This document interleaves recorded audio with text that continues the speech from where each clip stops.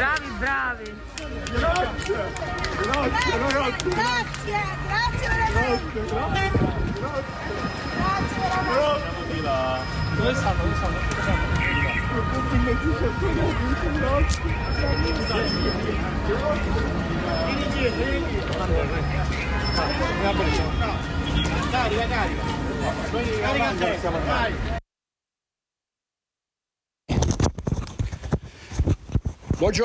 Buongiorno, grazie a tutti per essere qui di nuovo con noi con Focus TG. Avete visto le immagini arrivate pochi minuti fa da Palermo.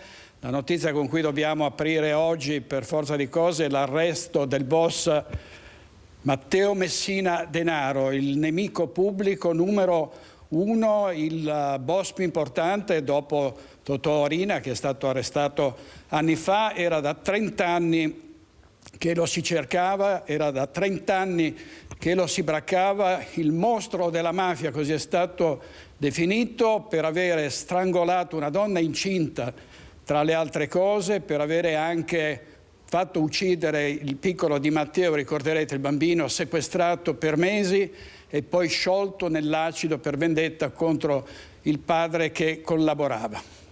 Torneremo su questa notizia un'ultima ora. Vedo però collegata da, mi pare da Piove di Sacco o da Legnaro, Chiara Gaiani, perché purtroppo continua la strage sulle nostre strade insanguinate. Nelle ultime 24 ore 6 morti soltanto nelle ultime 24 ore. A te la linea Chiara.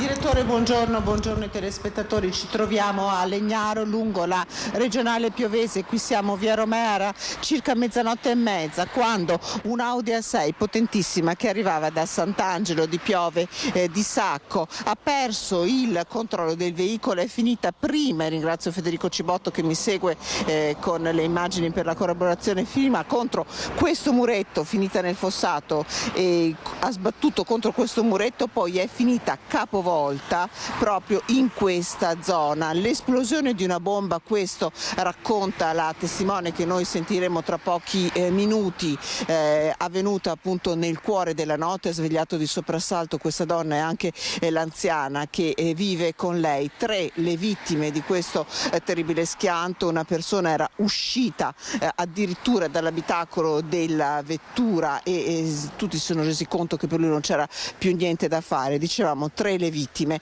2 uomini e una donna, un cittadino di origine albanese, Edward Doi di Pontelongo, e poi un di 45 anni, una donna, Martina Pagnin, 46 anni, di Legnaro, un uomo, Diego Rampazzo, 46 anni, lui viveva a Sant'Angelo di Piove di Sacco. Una scena terribile quella che si sono trovati davanti i soccorritori che hanno lavorato fino alle 4 della mattina e qui non stava piovendo in quel momento, ci hanno raccontato, ma di sicuro l'asfalto era bagnato, c'erano pezzi dappertutto. Alcuni, pensate, non sono stati raccolti, ci sono ancora, vedete, dei piccoli pezzi qui sul posto di materiale, di plastica.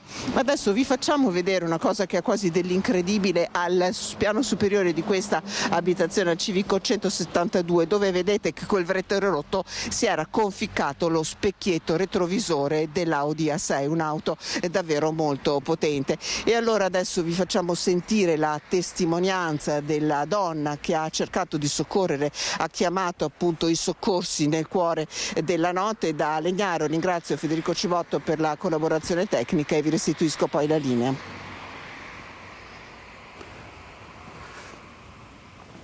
Chiara, come sempre questi episodi avvengono per imprudenza, perché chi guida guarda il telefonino, perché si guida ad altissima velocità. Puoi dirci un po' meglio quali possono essere state le cause? Sì, allora Allora, la dinamica ovviamente è al vaglio dei carabinieri, erano presenti i carabinieri di Piove di Sacco sul posto, le cause, la velocità è la prima causa che è venuta in mente anche a noi che eravamo qui, anche se non abbiamo insomma una certezza, non ce l'hanno confermato gli investigatori in questo momento.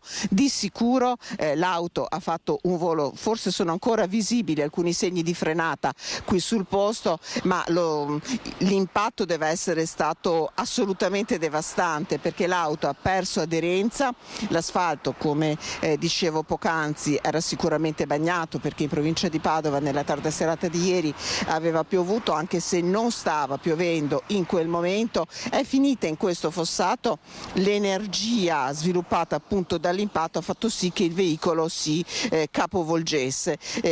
È stata davvero l'esplosione di una bomba, ci ha detto la signora appunto che è corsa fuori, aveva anche paura ad uscire, poi sentirete la testimonianza, magari direttore ci fai capire se poi appunto le testimonianze, l'intervista che ho raccolto è pronta per farla sentire anche ai nostri telespettatori.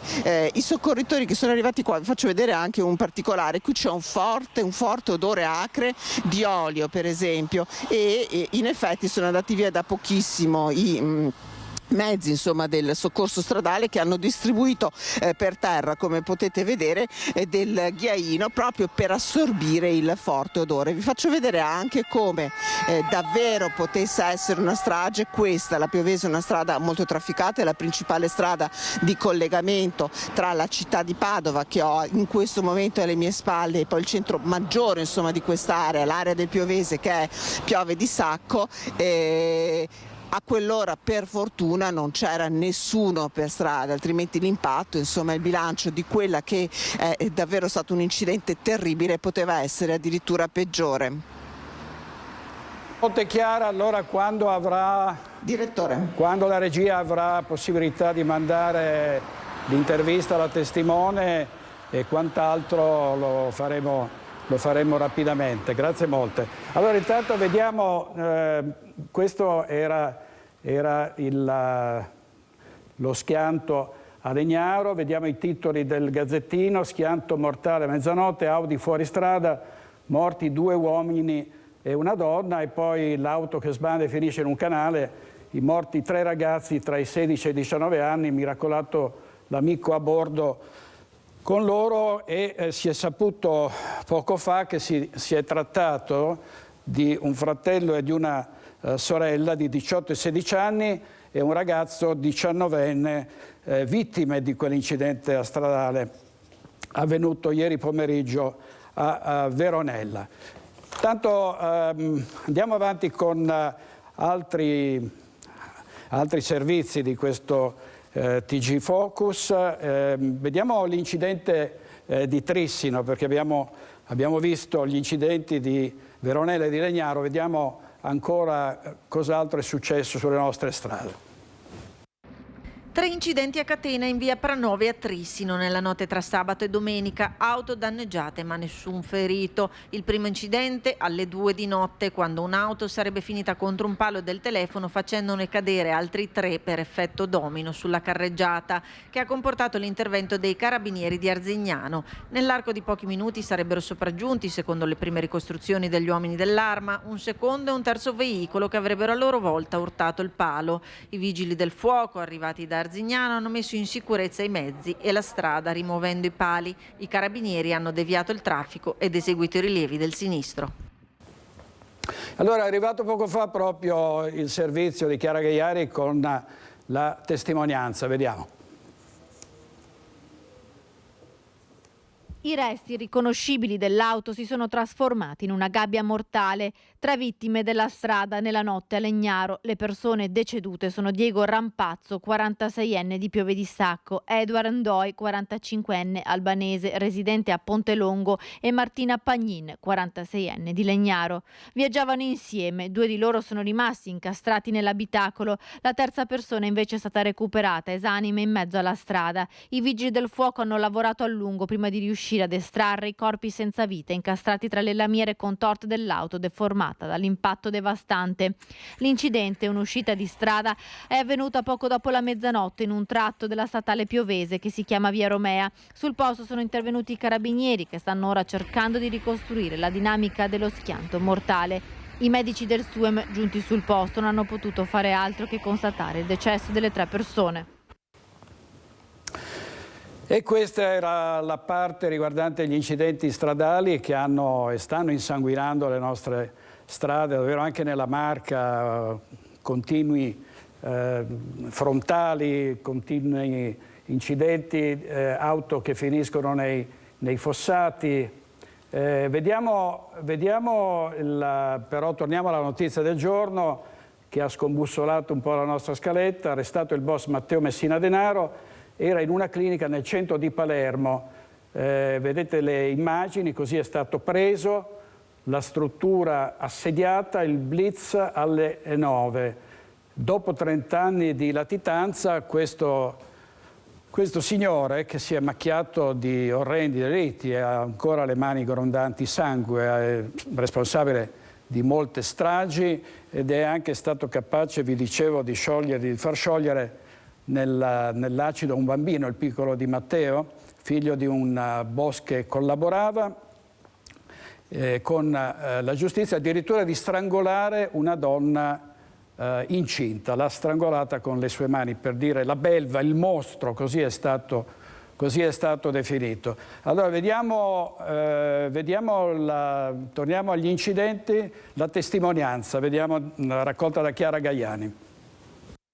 Sono avvicinata qua alla porta, ho visto un disastro, la macchina rovesciata e il signore era morto stirato qua e dopo ho telefonato a pronto soccorso, ai carabinieri, sono arrivati tutti i vigili del fuoco.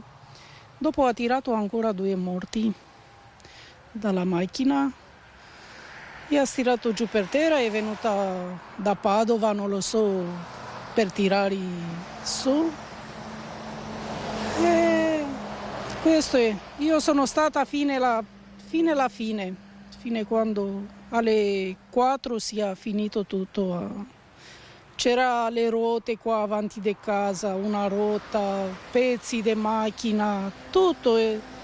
La macchina era distrutta. Hai mai visto una scena del genere? No, non ho mai visto, vi dico, non ho mai dormito, sono andata a letto alle 4:30, però impossibile di prendere sonno di quello cosa ho visto. Anche lei è stata svegliata, è stato come una bomba, come se esplodesse? Sì, come una bomba, proprio come una bomba. E questa è la testimonianza sullo schianto di Legnaro. Vedremo poi cos'altro è successo sulle nostre strade. Intanto torniamo alla notizia del giorno, cioè l'arresto di Matteo Messina Denaro. Vediamo l'annuncio dell'arresto da parte del comandante dei ROS, il generale Angelo Santo. Sentiamo.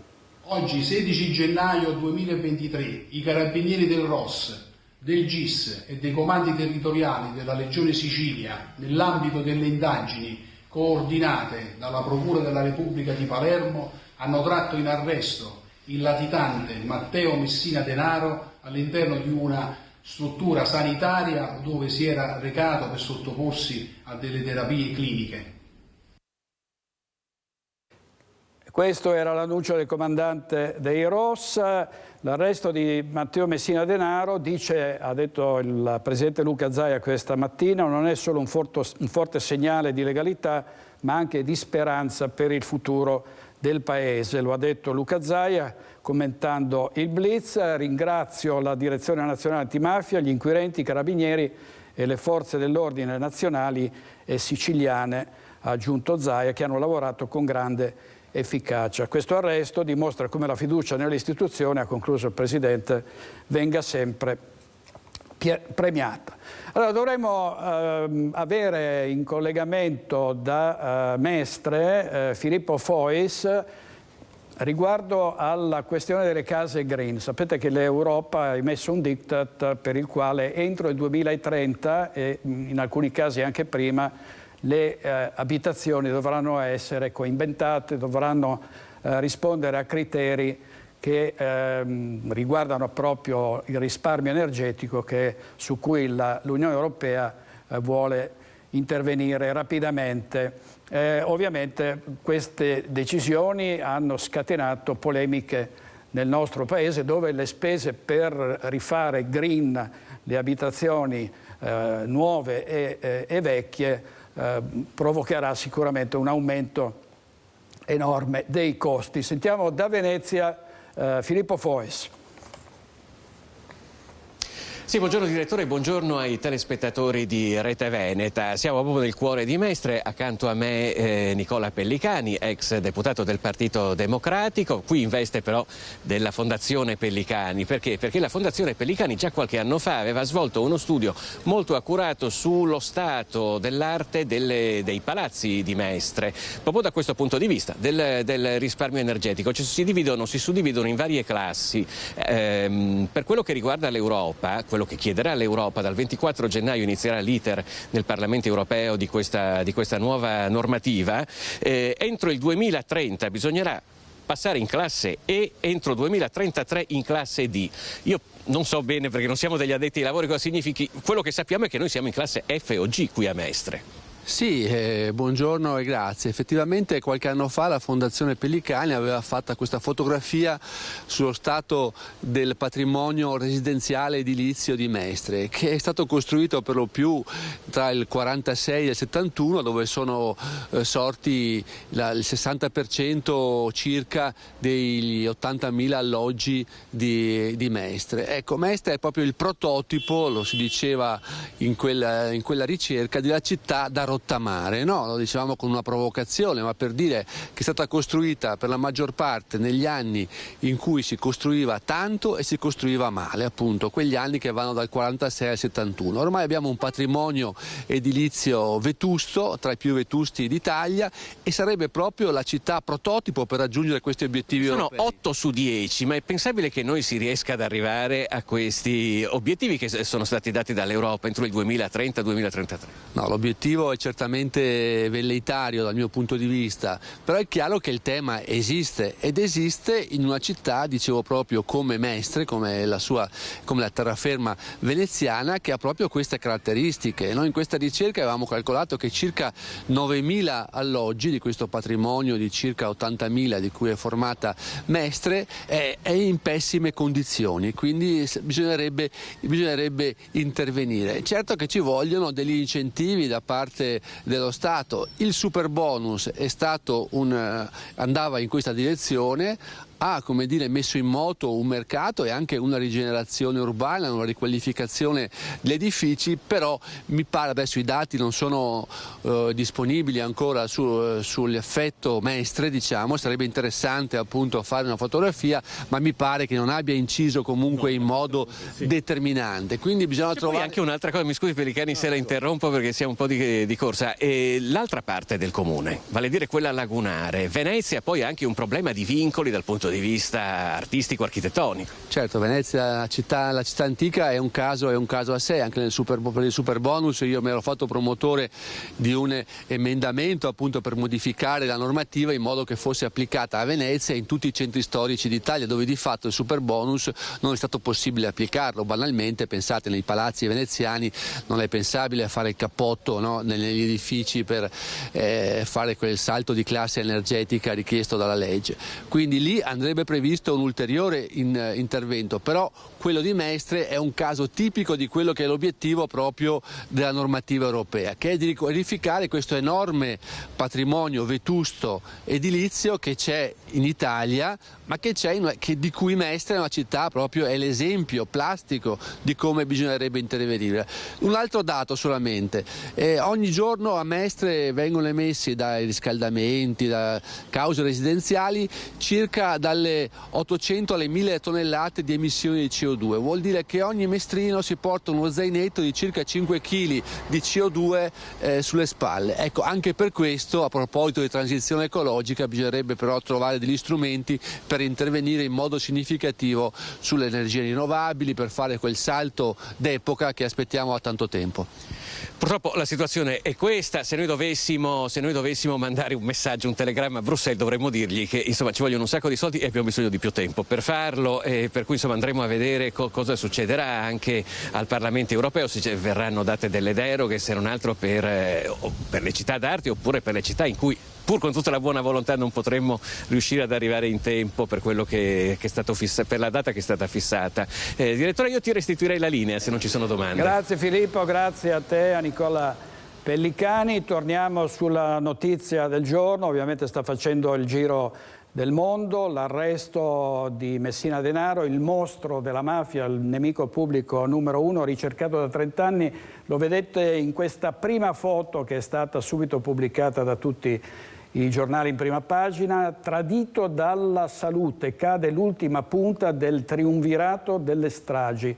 Si curava da 1 anno e si faceva chiamare Bonafede. Immaginatevi il nemico pubblico numero 1 della mafia che, stando alla foto che vedete adesso, non ha cambiato i connotati, che era in cura in una clinica oncologica, la Maddalena di Palermo, per sottoporsi a terapie, e lo era da tempo. Da 30 anni lo cercavano in tutto il mondo. Si diceva che si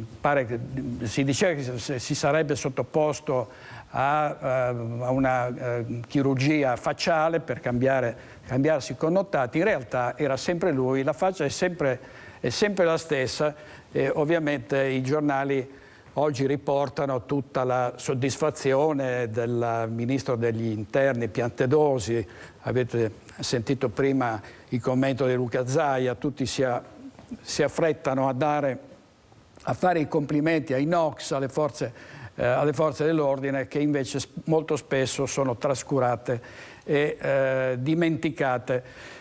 Adesso parliamo, vedo un collega validissimo, Alex Giuliano, che è davanti all'ospedale San Bassiano. Alex Giuliano fa parte della redazione bassanese di Media Nord-Est, ovviamente con il responsabile Ferdinando Garavello, Vanessa Banzato, Monica Smidel e tutti i tecnici, e volevo fare questo collegamento per un passaggio del testimone, perché finora Focus TG veniva realizzato dalla redazione bassanese, adesso per questioni logistiche e tecniche lo realizziamo negli studi di San Biagio, ma i giornalisti bassanesi rimangono sempre in trincea, sono sempre pronti a fare le loro inchieste, e volevo complimentarmi con loro, con Ferdinando Garavello e Alex Giuliano in particolare, per il lavoro che hanno svolto sul fronte della sanità. Il titolo, non a caso, è Giornalisti con la schiena dritta.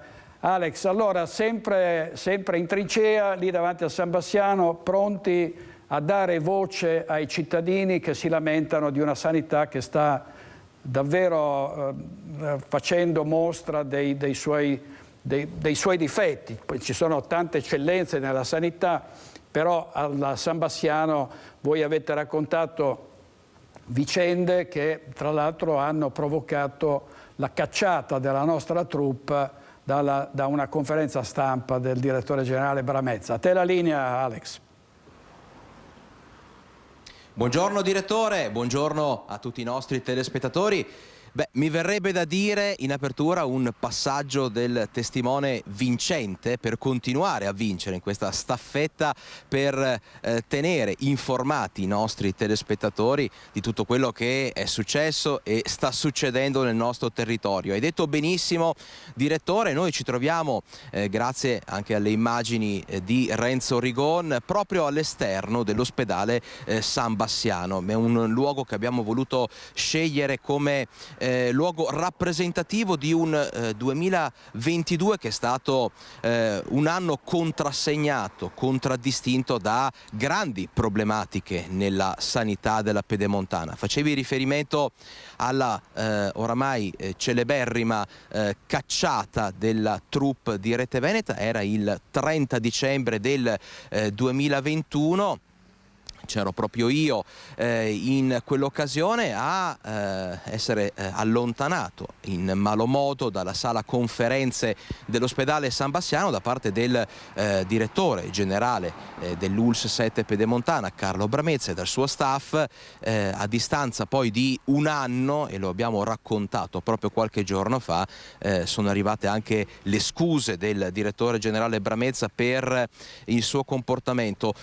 Noi avevamo provato anche in quell'occasione a portare alla sua attenzione quelle che sono le domande e quelle che continuano a essere le segnalazioni, le lamentele di un territorio che, dicevi bene, si è espresso in maniera chiara, inequivocabile. Questo 2022 è stato l'anno di una gigantesca raccolta di firme, spontanea, una raccolta di firme con persone che ci hanno messo la faccia, hanno messo nero su bianco il loro nome, il loro cognome, per testimoniare come insomma, la sanità, soprattutto in special modo la sanità dell'ULSS 7 Pedemontana, sia stata in grande difficoltà, liste d'attesa definite infinite, reparti soppressi, celebre anche, l'abbiamo raccontato più volte, quello che è successo con la senologia proprio qui a San Bassiano, e poi il caos al punto tamponi, visite spostate, i medici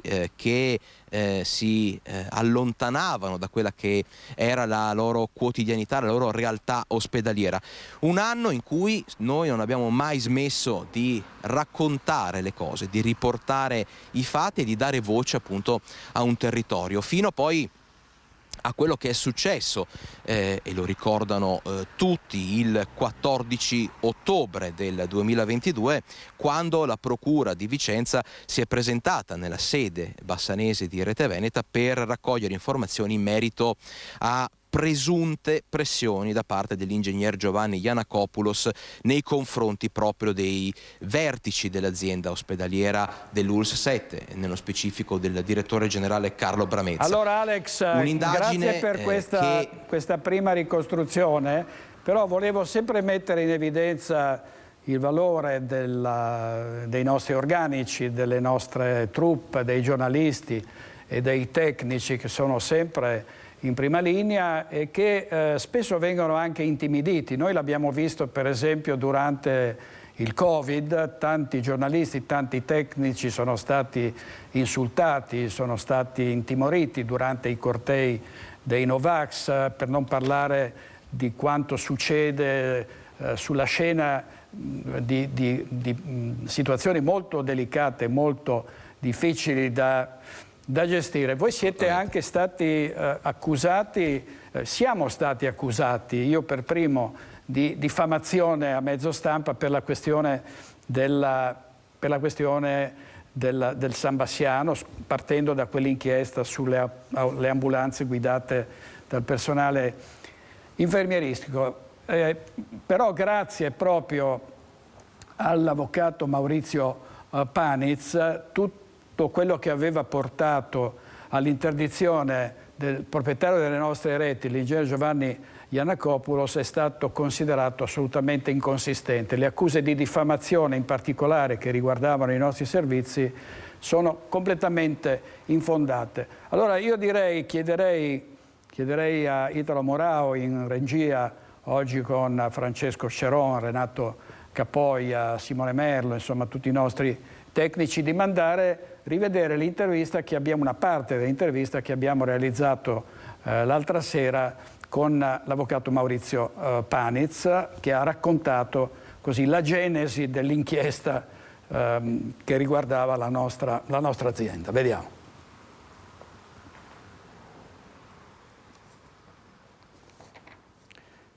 Sì, perlomeno c'era, vabbè, lo facciamo. L'hai trovato? Bene, grazie. Vai.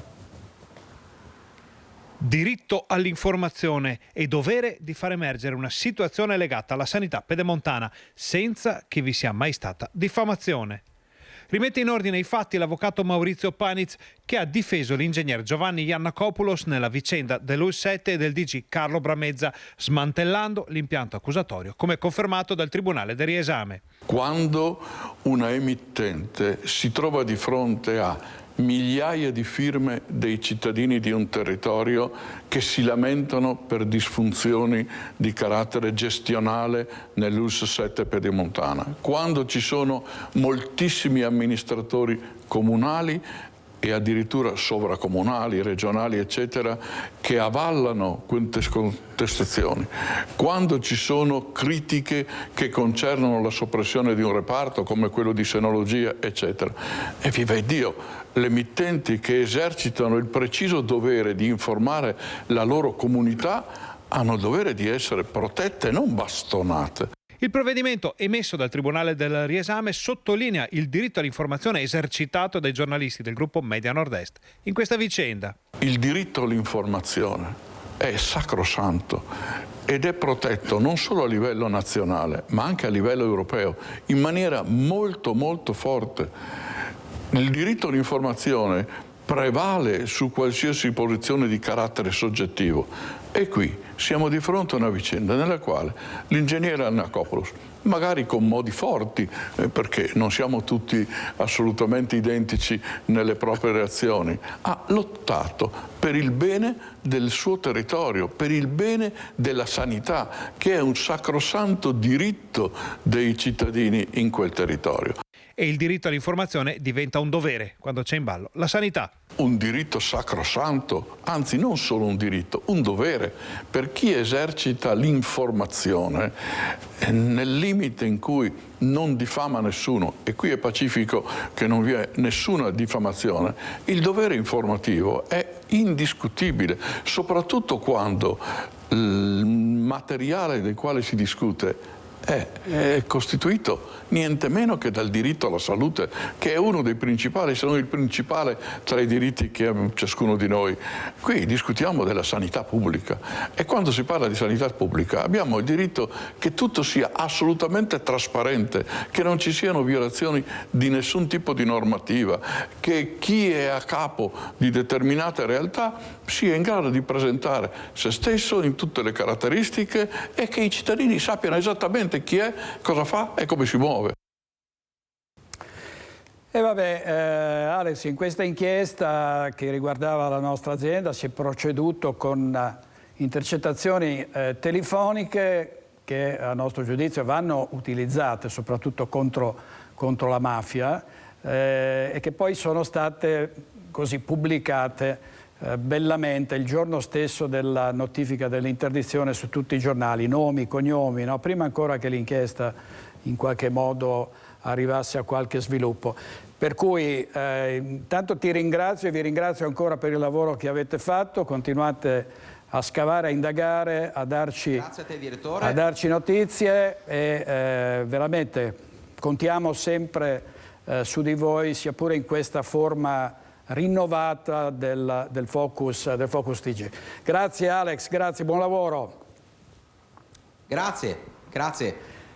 Allora torniamo a chi è stato giustamente intercettato per tanti anni e finalmente sono stati intercettati i suoi complici in realtà perché non si sapeva dove fosse, ma attraverso anche le intercettazioni si è arrivati finalmente dopo 30 anni a trovare Matteo Messina Denaro, il boia, la belva, il mostro di Cosa Nostra che vediamo ancora nelle immagini durante proprio le immagini dell'arresto. Qui esce dalla caserma dei carabinieri e viene fatto salire su un furgone nero. Quindi niente plastica facciale, era ancora tale e quale, ovviamente godeva di grandi coperture. Avrete visto all'inizio, abbiamo fatto vedere i festeggiamenti dei cittadini che diceva l'ex pubblico ministero Ayala, dimostrano quanto la gente sia vicina alle forze dell'ordine e alle istituzioni contro la mafia.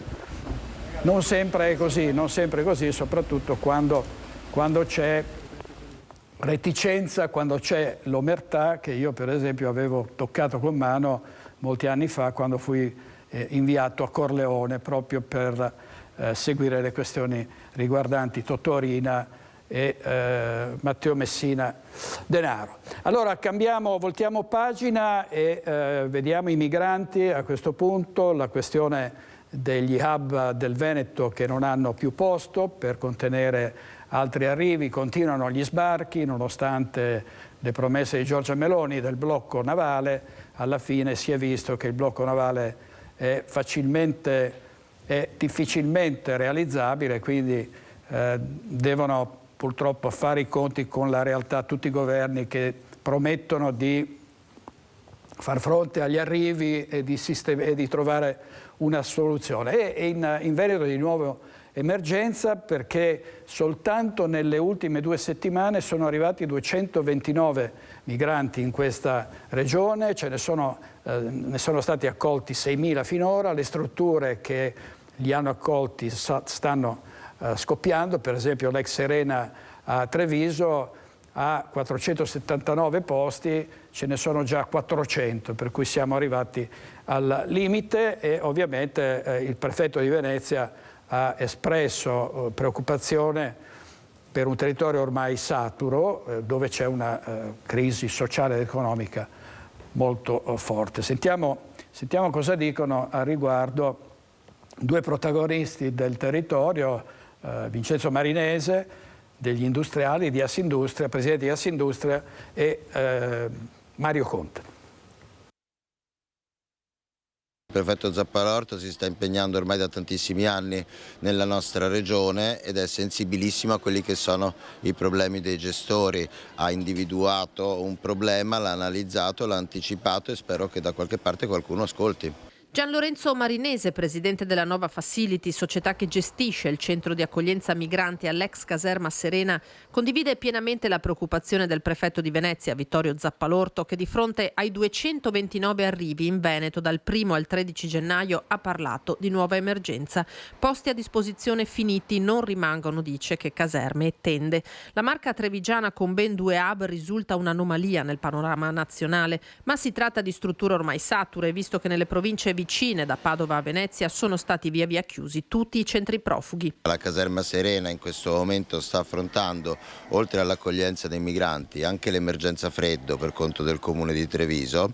La caserma Serena ha una capienza dichiarata dalla ULSS a seguito di ispezioni fatte nel 2015 di 437 persone ed è nostra intenzione non andare mai più oltre, ma intenzione più che nostra anche della prefettura di Treviso, non andare mai più oltre questi numeri per non rivedere i sovraffollamenti che erano di un'emergenza diversa, quella del 2015 e del 2016. Treviso e Oderzo hanno già dato, gli fa eco il sindaco di Treviso e presidente di ANCI Veneto Mario Conte, che continua a tenere sul tema una linea diretta con il sottosegretario leghista Nicola Molteni. L'appello che faccio al Ministro, al Ministero, è quello di rivedere le regole di distribuzione, perché laddove ci sono dei territori come il nostro che sono già impegnati nelle precedenti accoglienze e sono in questo momento saturi, bisogna evitare di continuare a mandare persone, anche perché la situazione è davvero critica. Francamente in questo momento noi siamo fortemente in difficoltà sia da un punto di vista dell'accoglienza che da un punto di vista economico per sostenere i costi di un'eventuale accoglienza. La prefettura sta cercando ulteriori soluzioni, fa sapere il sindaco, che respinge però l'ipotesi di tornare all'accoglienza diffusa da sempre contestata dalle forze politiche di centrodestra. Da questo governo ci si aspettava di più sul fronte degli sbarchi?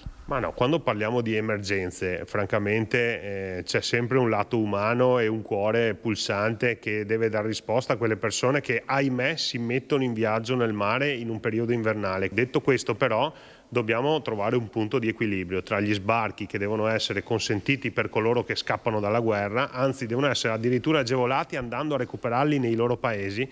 Però dobbiamo fermare anche quel fenomeno migratorio per tutte quelle persone che in realtà partono dai loro paesi in cerca di altre opportunità che non sono legate alla guerra. E questo era Mario Conte, sindaco di Treviso e presidente dell'ANCI, quindi di tutti i sindaci del Veneto. Tra poco avremo ospiti Roberto Marcato e Nicola a Talmi, parleremo di autonomia, di imprese, di rincari, insomma dei grandi temi che riguardano decisioni che vengono prese a Roma e che hanno dei riflessi pesantissimi sull'economia e sulla società del nostro territorio. Però restiamo per ora sui migranti, vediamo cosa dice Beppe Caccia, che non condivide l'allarme lanciato dal prefetto Zappalorto e chiede che il decreto Piantedosi, che riguarda l'ONG, che mette dei freni proprio alle navi, alle ONG che portano i migranti in Italia, secondo Caccia andrebbe subito ritirato. Vediamo. Per il veneziano Beppe Caccia, coordinatore della missione di Mediterranea Save Humas, i posti per i migranti che arrivano in fuga dalla guerra nella nostra città e provincia possono e devono essere trovati. Non esiste perciò, a suo dire, alcun allarme.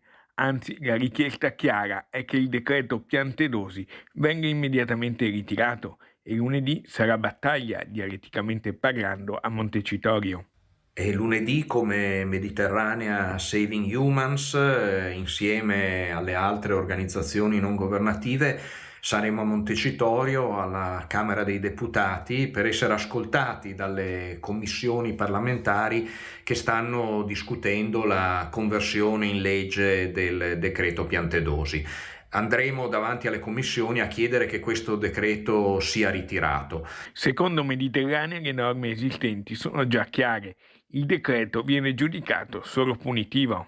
Le nostre navi rispettano rigorosamente il diritto internazionale e le leggi italiane e non c'è nessun motivo di aggiungere un decreto punitivo a questa cornice normativa. Bocciata in pieno la linea intrapresa dal governo in carica. Il governo è passato dalla linea dei porti chiusi a quella dei porti lontani. L'obiettivo rimane però sempre lo stesso: cercare di ostacolare, impedire l'attività civile di soccorso nel mare Mediterraneo centrale. Una strategia pericolosa, una strategia che rischia di aumentare il numero delle vittime in mare, ma che ha soprattutto l'obiettivo di lasciare il campo libero alle milizie di Tripoli.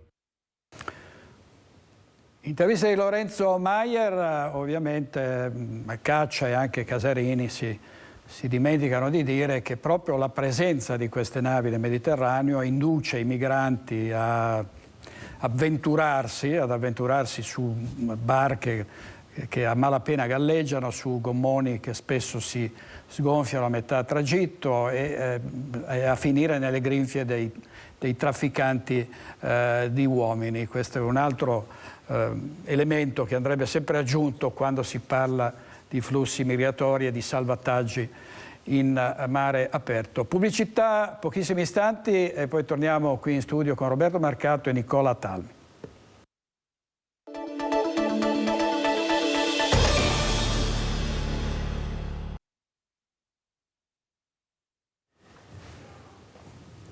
Di nuovo in onda con Focus TG. Grazie perché abbiamo visto che siete in tanti a seguire Focus TG anche in questa nuova edizione, tantissime mail, tantissime telefonate, tanti sms e WhatsApp, non possiamo farli vedere qui, li mostreremo stasera a Focus nella solita puntata del nostro talk su Rete Veneta. Ripartiamo dalla notizia del giorno. Sono Matteo Messina Denaro, il boss arrestato dopo 30 anni di latitanza. Era in una clinica privata di Palermo, si curava da un anno, si faceva chiamare Bonafede. Saluto e ringrazio molto l'assessore allo sviluppo economico della Regione del Veneto, Roberto Marcato. Grazie, buongiorno. Buongiorno Assessore, grazie anche a Nicola Talmi della Direzione Nazionale della CGIL. Non posso non partire da una notizia storica, cioè l'arresto del pericolo pubblico numero 1, un mostro, una belva che addirittura ha ucciso un bambino, ha ordinato l'uccisione del piccolo Di Matteo facendolo sciogliere nell'acido dopo mesi di sequestro, addirittura ha strangolato una donna una donna incinta, per non parlare delle stragi, dei delitti compiuti proprio con le sue mani. Marcato. Sì, peccato che sia arrivata dopo 30 anni, sì. Però per dirla con le parole di Falcone, la mafia è un'attività umana, quindi si può sconfiggere. Il fatto che questo verme infame sia stato catturato è la dimostrazione che lo Stato può vincere e soprattutto il fatto che lo Stato possa vincere è anche un messaggio straordinario per quei territori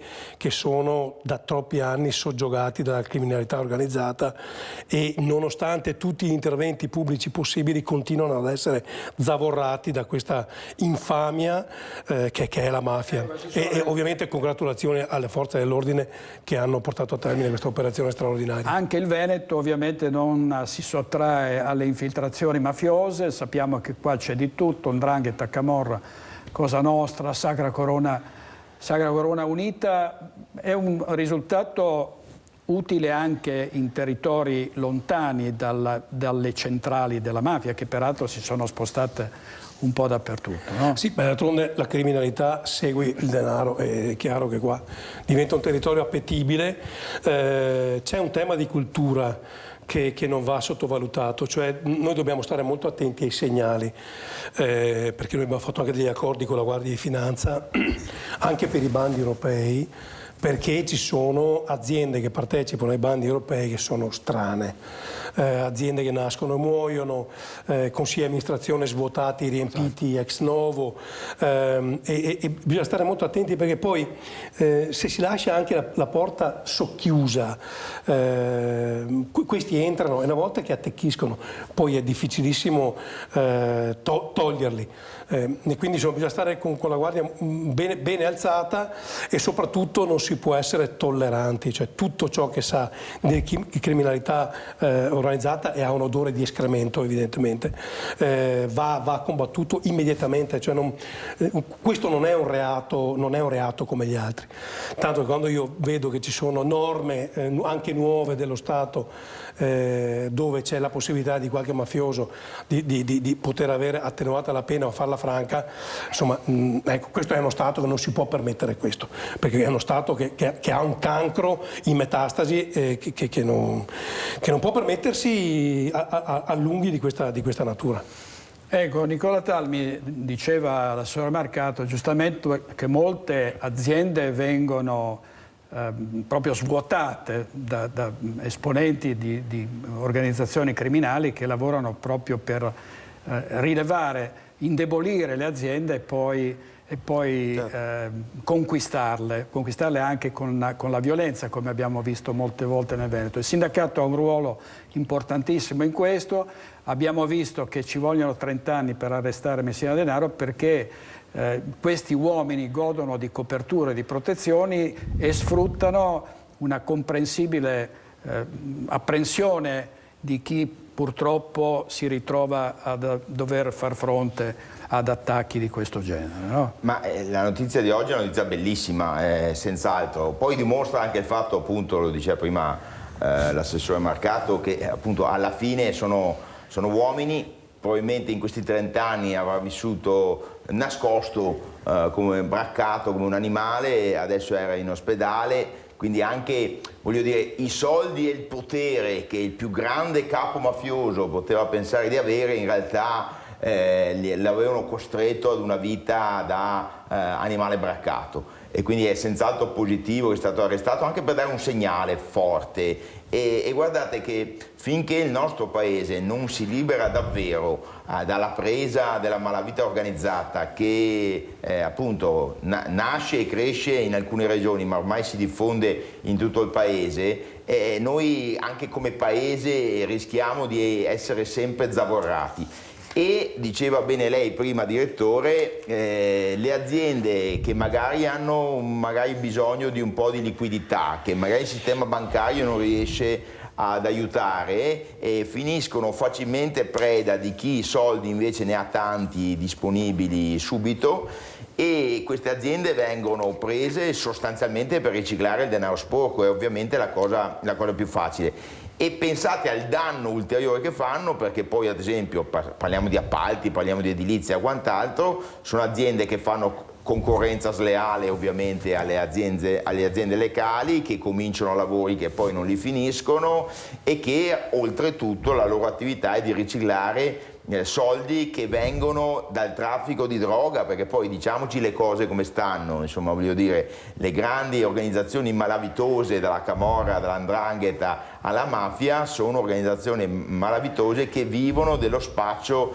di droga. E principalmente l''ndrangheta si considera una delle 2 o 3 mafie più importanti a livello mondiale nel traffico di droga. Allora è evidente che il tumore è stato definito, no? Peraltro poi Messina Denaro è in cura per questo, ha molteplici poi conseguenze pesantissime di violenza, di diffusione delle droghe, di illegalità, di far arretrare il nostro paese a livello internazionale, di diciamo così, colpire i soggetti più deboli e anche di far ammalare l'economia, perché chiaramente un'economia dove ci sono dei competitor che insomma, lavorano con condizioni che non sono possibili per gli altri, è un'economia che poi si ammala, quindi è un segnale positivo, ma bisogna veramente andare avanti. Noi come organizzazione sindacale ovviamente siamo sempre molto attenti, soprattutto in collaborazione con le forze dell'ordine, con le autorità, con la Guardia di Finanza, con le prefetture, di segnalare in tutti i casi in cui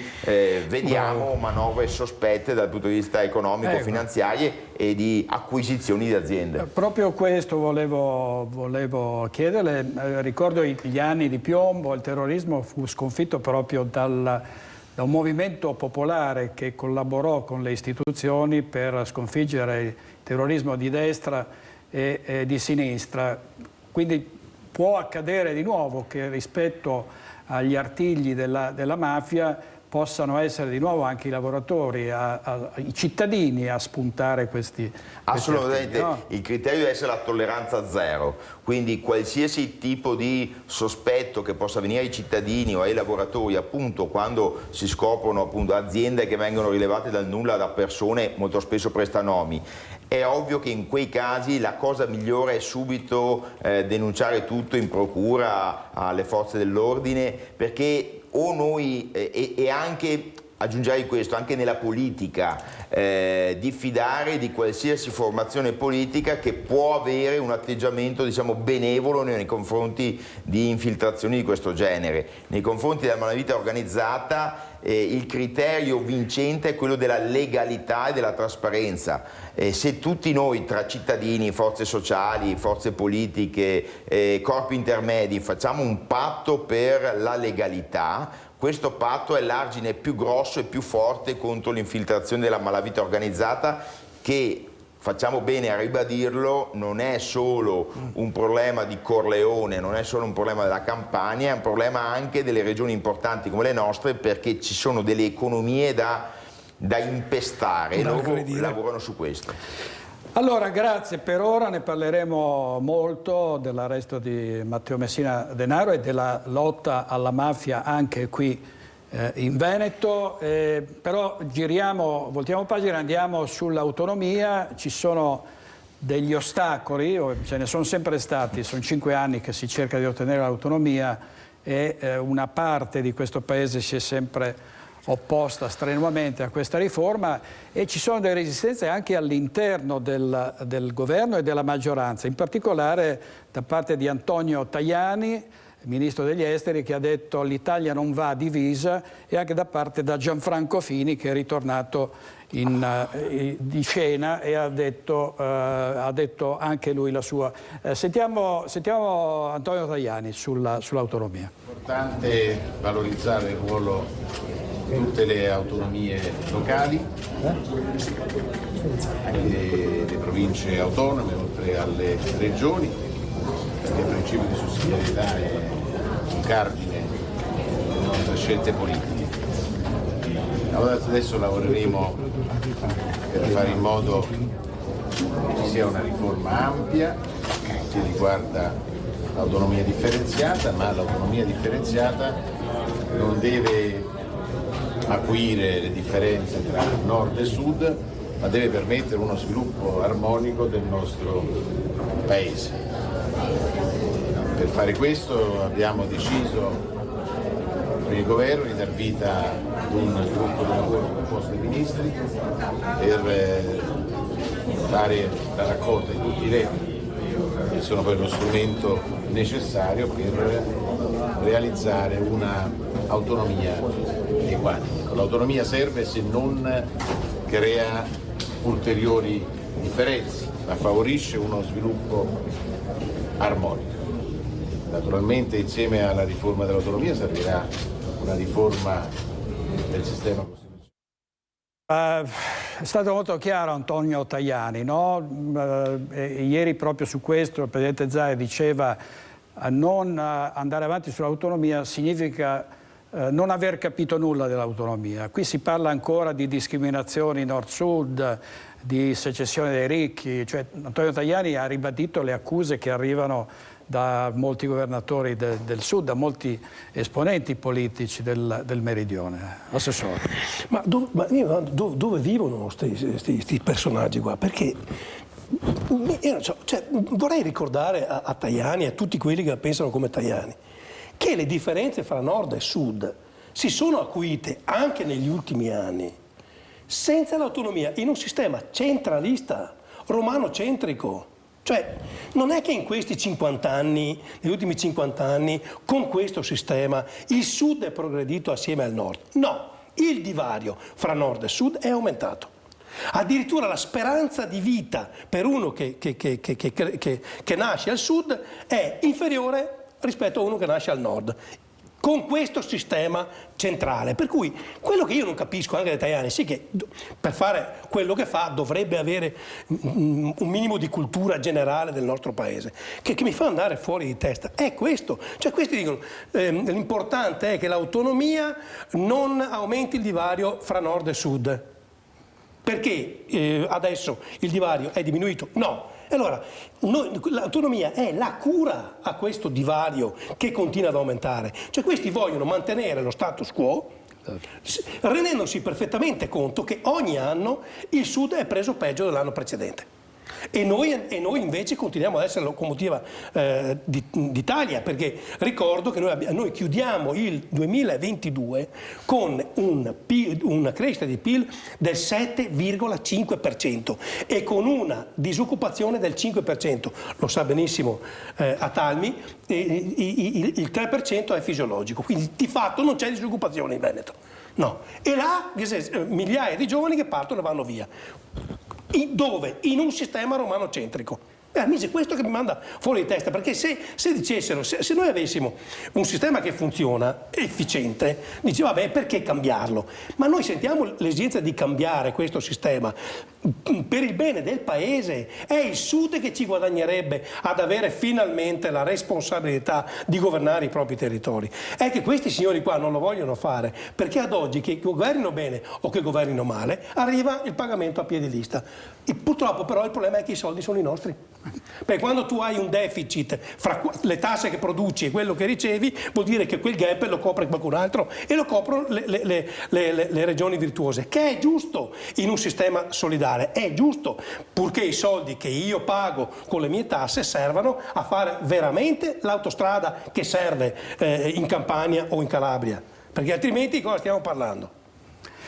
Allora, vediamo un Vox, perché noi diamo sempre voce ai cittadini e questo è un'altra chiave di lettura di questa edizione rinnovata del Focus TG. Noi daremo, come abbiamo sempre dato, molta voce ai cittadini, ma su temi che a volte sembrano lontani. Invece non sono lontani, sono vicinissimi perché ricadono proprio sul nostro destino di Veneti in questo caso e sul nostro territorio. Vediamo il Vox, poi torniamo da Nicola Talmi. Secondo lei questo governo riesce a portare a casa l'autonomia? Non credo. Ci sono tante situazioni contrastanti con l'autonomia come viene posta attualmente, quindi è difficile mediare su cose così complesse. Dubito che riescano, anche perché all'interno del governo forse c'è anche chi non è d'accordo. La vedo un po' ardua. Vorrei, ma la vedo un po' ardua. Speriamo di no. Fatto in che modo? In che modo lo facciamo questa autonomia? No, come era stata richiesta, per dire, le 23 Non credo. Non è abbastanza forte Salvini per ottenerla, secondo me. È un po' difficile, sono tanti anni che ci stanno propinando sta cosa, ma francamente non lo so. Io spero di sì, però non sono così fiduciosa, diciamo, ecco. Secondo lei magari ci sono all'interno comunque del governo qualcuno che comunque non la vuole? Che rema contro? Sì, sicuramente sì, perché purtroppo, le dico, sono tanti anni che stanno seguendo sta strada ma non ci arrivano mai. L'autonomia? Sì, la otterrà e dopo vedremo a cosa che servirà. Io spero di no, perché per me le regioni sono state una enorme fonte di spesa, quindi spero di no, anche se ci puntano. Da 70 in poi è stato un aumento della spesa, proprio io penso che una delle cause sia l'aumento dei centri di spesa e le regioni ne sono una forte causa. Ma secondo lei se una regione diventa che dovrebbe un po' gestirsi, dovrebbe funzionare un po' meglio, secondo lei o no? Lo si può ottenere anche in altri modi, quindi un'autonomia differenziata amministrativa sì, però ci vuole un'idea di unità nazionale, io credo, e di unione di questo popolo italiano, insomma. Io spero. Ma è fiduciosa? Abbastanza, sì. No. Parliamoci chiaro, l'autonomia c'è già, tra virgolette, entro i limiti di quella che è la Costituzione, perché la Costituzione parla chiaro. L'autonomia la si può avere fino a un certo punto, per quello che è l'amministrazione, sanità, e credo che si sia arrivati già al limite possibile, quindi sono solo che chiacchiere, propaganda per portare voti a casa, però non credo che si andrà oltre, quindi siamo arrivati. Non siamo una repubblica federale, siamo una repubblica parlamentare. Se cambieremo ordine, allora si avrà un'autonomia, ma fino ad allora siamo lì. No. Poche speranze? Poche. Hanno poca voglia di fare. Ma non chi la vuole, quelli all'opposizione. Chi può dirlo? L'Italia è un paese strano. Visto l'andamento attuale non so cosa rispondere, perché finora mi pare che ci siano molte ragioni, molti pro e molti contro, anche forse all'interno dello stesso schieramento, per cui secondo me probabile ma non sicuro. Ecco. Bella domanda. Penso di sì comunque. Lei è fiduciosa così? Un po' suo. Ma io penso che alla fine del mandato di 5 anni riuscirà questo governo a portare l'autonomia, sì. E questi erano i trevigiani. Vediamo il titolo di Repubblica. Salvini non molla sull'autonomia, sarà realtà nel 2023. In realtà nel 2023 dovrebbero essere definiti i LEP, e Gianfranco Fini frena, cioè è ricomparso Fini per dire che la fretta è cattiva consigliera. Sono 5 anni che l'aspettiamo, si tratta di fretta, sono sì, 1912 giorni, no? Sì, no, potevamo aspettare altri 20 anni le dichiarazioni dei Fini, esatto, che non cambiava niente, per carità. Nicola Talmi, allora c'è un attacco durissimo da parte del centro-sinistra che dice, sia il Movimento 5 Stelle ma anche il PD, il governo si occupa di presidenzialismo e autonomia, quando invece ci sarebbero da risolvere i problemi a cui tengono di più i cittadini, cioè le bollette, i rincari, eccetera. No? Ma insomma, ecco, voglio dire, si possono fare le due cose contemporaneamente, insomma, ecco, nel senso che si può impegnarsi sul tema del lavoro, dei salari dei lavoratori e dei pensionati, che è il tema vero, mangiati il 12% di inflazione, e si può nel mentre portare avanti anche delle riforme istituzionali. Quello che c'è da intenderci però, ecco, su questo bisogna essere chiari, insomma. Io ricordo sempre, perché insomma in queste televisioni sono venuto da tanti anni, insomma, che l'unico pezzettino di federalismo che abbiamo nel nostro paese l'ha portato il centro-sinistra con la riforma dell'articolo 5. Bisogna essere onesti.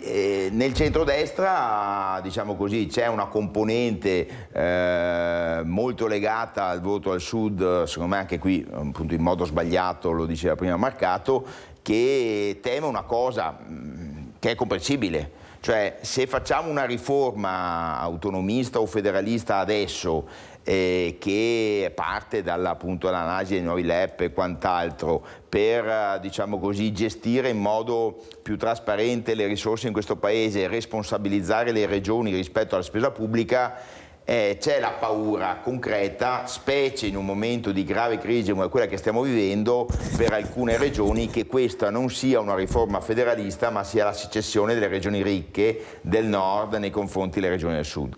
Quando noi dobbiamo metterci in testa che se l'Italia ha una possibilità di uscire da questa crisi, ce l'ha tutte assieme, cioè se tutti assieme riusciamo a uscire da questa crisi e anche a colmare quei divari nello sviluppo economico e anche nei servizi che ci sono attualmente tra il nord e il sud.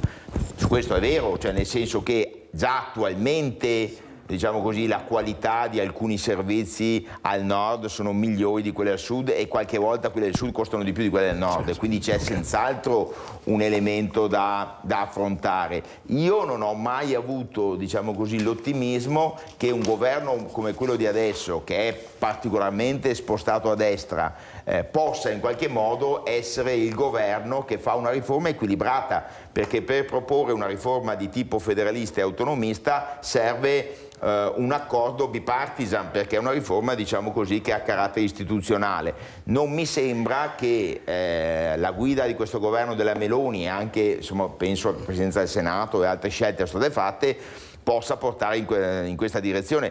Per cui allora viene legittimo il sospetto: stiamo parlando dell'autonomia come arma di distrazione di massa rispetto ai problemi economici, sociali del Paese, o stiamo parlando di questo perché la Lega e Salvini legittimamente hanno fatto un patto d'acciaio in cui ha detto noi vogliamo il federalismo entro il 2023?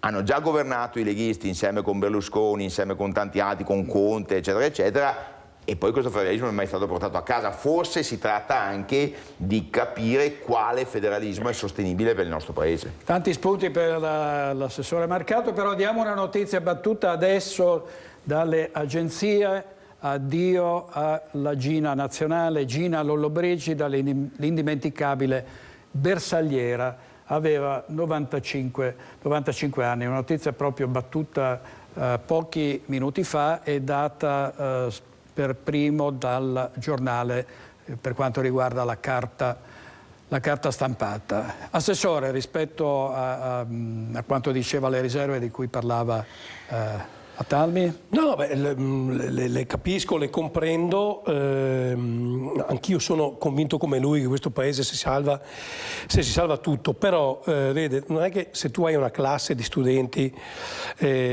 tu devi parametrare l'anno scolastico su quelli meno performanti, perché altrimenti tu avrai una classe l'anno successivo che sì sarà omogenea, ma sarà omogenea a ribasso. Cioè questo è un paese che ha delle prospettive di crescita straordinarie, se però abbiamo lo sguardo lungo, perché se immaginiamo che il riferimento, visto che va di moda, l'ambiente, allora il Veneto è la regione con il più alto tasso di raccolta differenziata.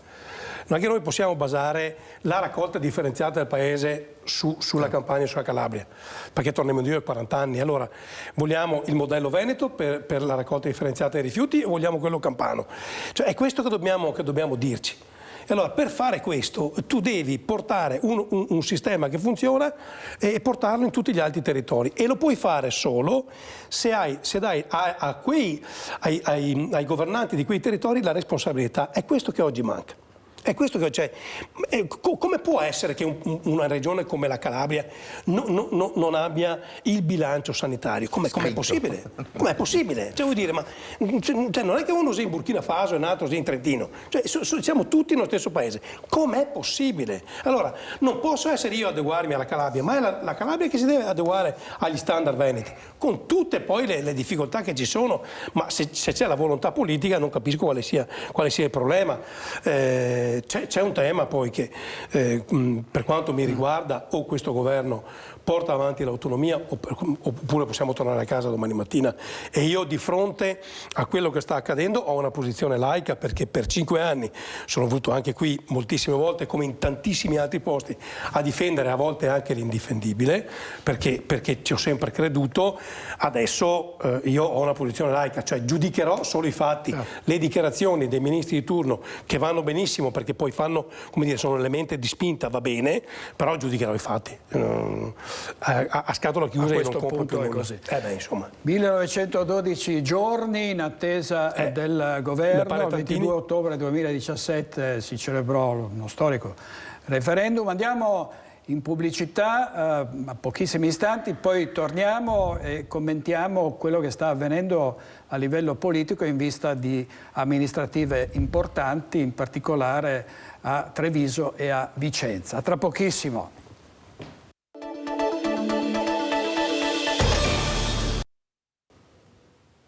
Di nuovo in diretta con Focus TG, rivisitato, avete visto anche nella grafica di Francesco Ceron.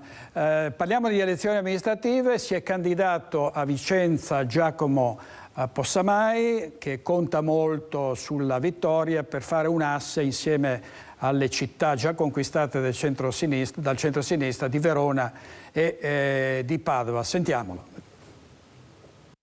Mi candido a sindaco per la città di Vicenza.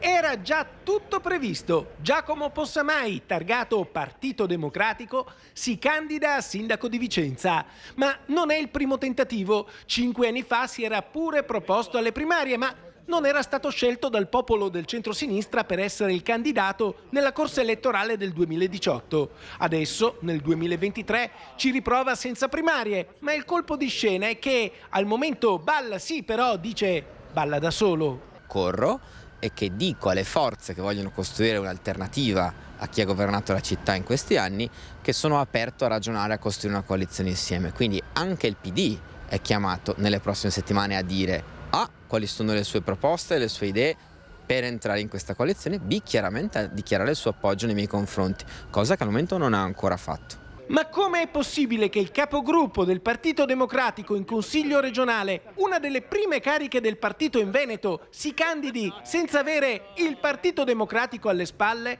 Lui però intanto guarda alla sua corsa elettorale, che punta su una parola. Cambiare. Questa città ha bisogno di cambiare, ha bisogno di una scossa. Io sono pronto a dare a questa città un'impronta diversa e un cambiamento molto forte. Allora, questo era Giacomo Possamai, ovviamente ricordiamo che il sindaco uscente Francesco Rucco si ricandida. Assessore, secondo lei come sono i giochi a Vicenza? A Treviso Mario Conte si ricandida sindaco, il centro-sinistra col PD ha scelto Giorgio Denardi, ovviamente 2 appuntamenti importantissimi per quanto riguarda le prossime amministrative.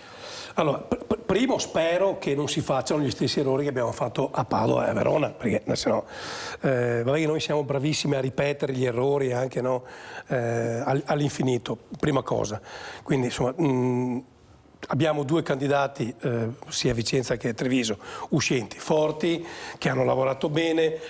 Conosco meglio Mario perché è anche un amico, Mario Conte, ma conosco bene anche Rucco e so che è una persona per bene anche lui.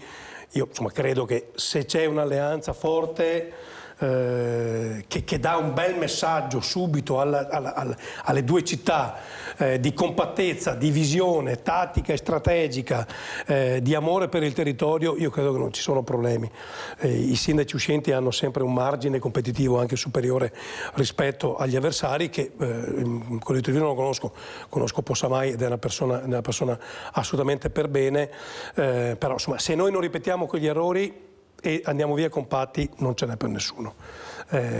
Dopodiché la parola spetta sempre agli elettori, però ricordo anche agli elettori che è sempre bene avere una linea di comando omogenea, perché tu avresti sia a Vicenza che a Treviso, tu avresti una linea di comando che va dal comune fino al governo di continuità politica, e questo sappiamo che oggi, con le casse asfittiche che hanno tutti gli enti locali, avere la possibilità di interloquire immediatamente con i livelli superiori che parlano la stessa lingua è molto meglio, per cui anche ai cittadini ricordo che è un atto di, come dire, anche di responsabilità nel momento in cui si va a votare, sapere che il tuo sindaco appartiene alla stessa maggioranza della provincia, della regione, del Parlamento e del governo.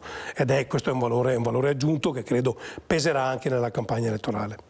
Allora Talmi, se vuoi restiamo sempre sulle amministrative, però volevo far vedere sempre ai cittadini, in questo caso parlano dei rincari, no? È finita, si dice, la luna di miele tra l'elettorato di centrodestra e di centrosinistra con Giorgia Meloni per la questione della reintroduzione delle accise. È veramente così? Sentiamo cosa dicono i cittadini, poi torniamo da Nicola Talmi. A 2 euro il gasolio diventa difficile per tutti, oltre a tutto quello che è l'energia elettrica, il gas, tutti questi rincari. Comunque è un soffocare le famiglie che fanno fatica ad arrivare a fine mese. Quindi se non cambia qualcosa sarà un anno difficile questo? Io spero di no, perché la speranza è sempre quella che vada meglio, però sinceramente non vedo per quest'anno molte cose positive. Ecco. La colpa di chi è di tutti questi rincari? Oh mio Dio, uno della guerra, quindi del prezzo della benzina, però c'è anche chi ci marcia, secondo me. Che andrebbe controllato. Del governo anche no, è appunto che la gente ci fa tutta la cresta, perché con la scusa dei governi, della benzina che è cara e tanto, tutti aumentano, non ne ci accorgiamo, però alla fine del mese si vedono gli aumenti. C'è una confusione di è colpa sua e poi colpa dell'altra, guardi. È solo speculazione pura. E quindi secondo lei non si riuscirà a risolvere questo problema? Secondo me bisognerebbe ritornare alla lira. Se lei fa un po' di conti, 1 euro, circa 2000 lire, e hanno aumentato tutto, hanno fatto 1000 lire, 1 euro, perciò ne avrebbero da... Probabilmente sì, c'è tanta speculazione e hanno fatto di tutto per sfruttare l'onda. Ecco, tutto qua. Al governo? Sì, secondo me al governo. Potrebbe fare qualcosa di più? Sì, secondo me sì, perché veramente è troppo. Perché lo stipendio è sempre lo stesso e gli aumenti sono sempre in aumentazione e allora non ce la facciamo più veramente. Il lavoro, lavoriamo bene, cerchiamo sempre di fare il nostro meglio. E lo dico da straniera qua, che faccio l'insegnante, ma comunque è così, però sono troppo e non ce la faremo più. Va bene, se volete aumentare, potete aumentare anche lo stipendio, così possiamo avere una media, giusto? Da vergognarsi, da vergognarsi. Ma c'è qualcuno perché? Che ha una colpa? Tutti quanti più o meno, anche noi altri, perché siamo anche noi altri stessi, protestiamo e dopo magari siamo anche i primi noi altri a cosa, perché spreco di denaro pubblico, ma sprechi, ma non di 100 euro, uno dice vabbè 100 euro ti mangi una pizza e te va a pranzo, ma che sprechi di milioni, ragazzi.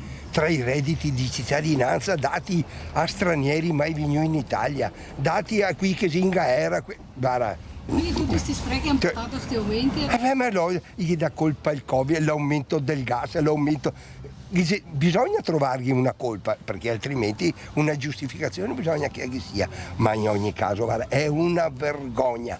E mio ho sempre detto, non è che noi possiamo risolvere la questione. Non vogliono risolverla. Perché? Perché c'è troppa grana che gira. E allora, come ammettiamo, ferma le macchine là, tutti questi, sti poveri disgraziati che viene e continua a venire a rotta di collo. E perché? Perché c'è soldi che gira, che c'è gente che guadagna milioni, ma no all'anno, al giorno. E allora, dai. E dopo, per esempio, la mia pensione mi ha dato 3 euro di aumento. che ben, ci ho godito, becco 3 euro, vado a bevermi una birra alla faccia di chi? O no? Ecco, va bene. È sempre bello sentire i cittadini che parlano. Pubblicità, stacchetto pubblicitario brevissimo, torniamo subito con Nicola Talmi.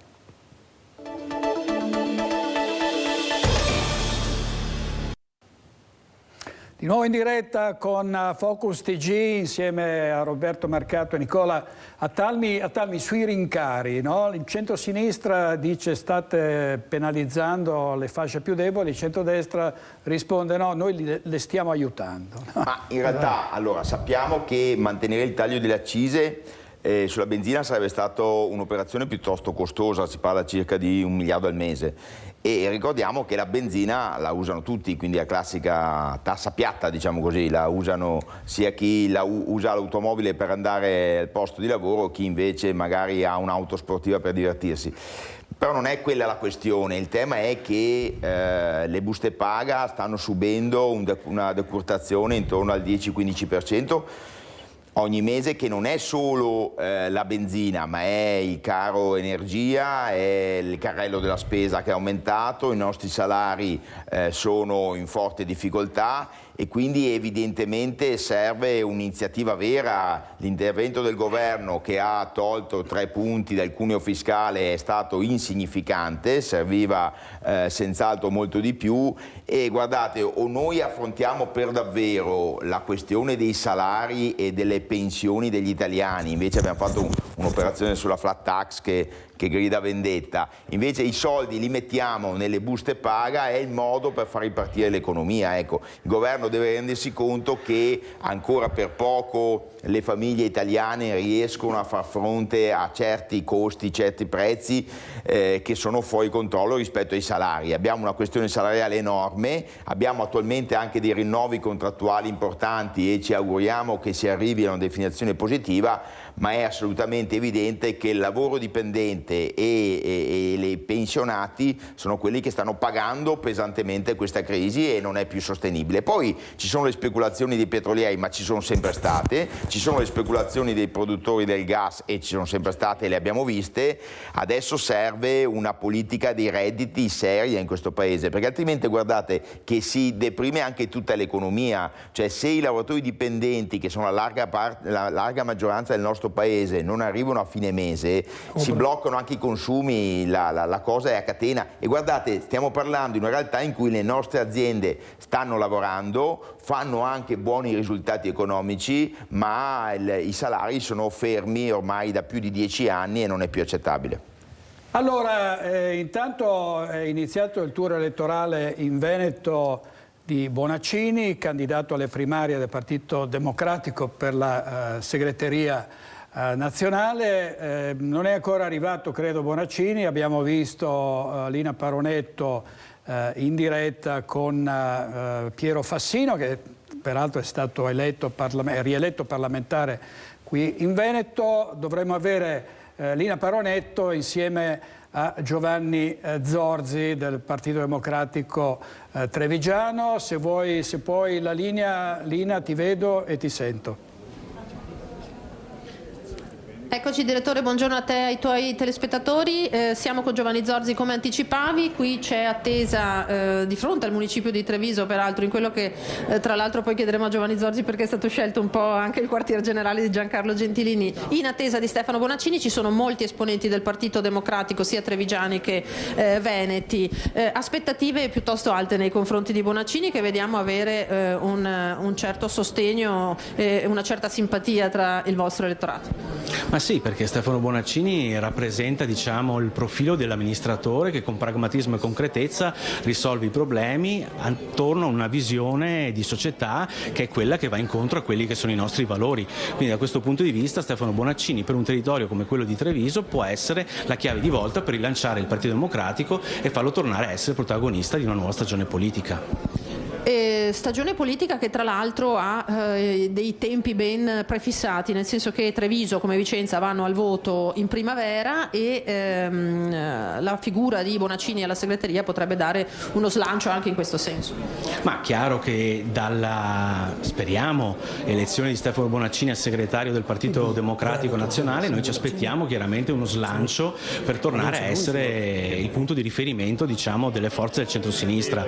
In questo momento il Partito Democratico sconta chiaramente la delusione e lo smarrimento per la sconfitta del 25 di settembre. Riteniamo la figura di Stefano Bonaccini quella più indicata anche per ridare un po' più di orgoglio e di grinta alla nostra base, perché comunque c'è bisogno, e da questo punto di vista credo che anche il riscontro di militanti, amministratori, insomma, in questi appuntamenti congressuali dimostri questo. Direttore, vedo che il tempo è pochissimo, dici tu se proseguiamo oppure ti restituiamo la linea. No, solo una nota di colore, cioè questo incontro è stato organizzato ai Quattro Mori, che è il quartier generale di Gentilini. Cos'è? Una provocazione, un colpo all'ex sceriffo e al centrodestra? È una provocazione, un colpo all'ex sceriffo e al centrodestra aver organizzato qua, segretario? No, fermo restando che il Partito Democratico di Treviso aveva già organizzato parecchie cene anche, insomma è un posto logisticamente comodo, anche perché dobbiamo considerare che il Presidente Bonaccini è qui a Treviso e poi deve muoversi con un programma molto serrato, quindi non c'è nessuna volontà di lanciare sfide a nessuno. Benissimo, direttore. Grazie Lina, grazie molte a te, a Giovanni Zorzi. Ovviamente parleremo, e abbiamo parlato anche adesso, della candidatura di Giorgio De Nardi a sindaco di Treviso per il Partito Democratico alle prossime amministrative. Io saluto e ringrazio molto Roberto Marcato della Lega, assessore, grazie molte. Grazie di nuovo, e Nicola Talmi della direzione nazionale della CGIL. Ricordo le notizie principali che abbiamo dato: l'arresto di Matteo Messina Denaro, il super caso di Cosa Nostra, super capo di Cosa Nostra con un palazzo a Venezia e anche le tessere del casinò, e gli incidenti che sono avvenuti questa notte sulla Piovese, schianto mortale a mezzanotte, Audi fuoristrada, morti 2 uomini e una donna, e poi a Veronella la morte di 3 ragazzi tra i 18 e i 19 anni. L'ultima notizia è questa, proprio di pochi minuti fa: un bus finisce capovolto in autostrada, un incidente sulla 13 a Padova Est, quindi con grandi difficoltà per il traffico.